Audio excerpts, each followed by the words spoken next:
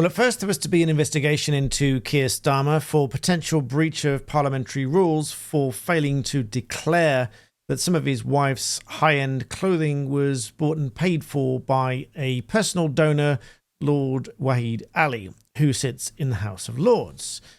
However, there won't be any investigation because they say it was an oversight, with David Lammy saying that this is not a transparency issue, that they've sought to comply with the rules, sought advice, and now looking to correct the issue. So what's this all about?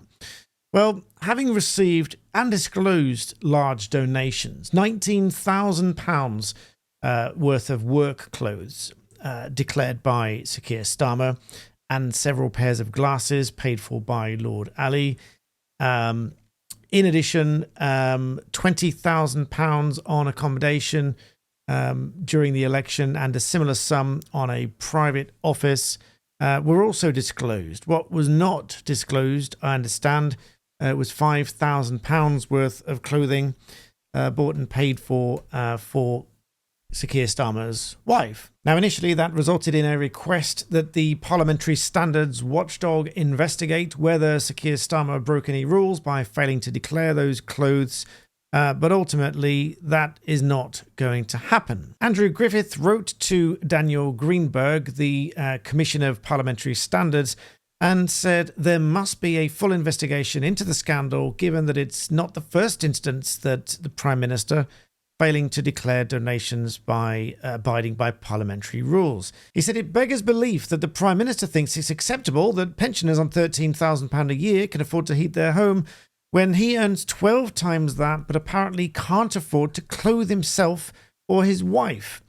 While his top team want a taxpayer-funded clothes budget to look sharp, people across the country are forced to make tough choices in the face of Labour's damaging decisions.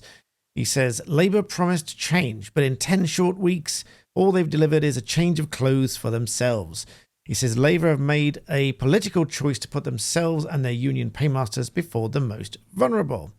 So the long story short is that he won't be facing an investigation. But why does all of this matter? Well, it's transparency, really. Those in government should declare such donations, and to avoid any inference of bias and undeclared financial interests and potential bias of that nature. And rules are rules, and rules should be followed.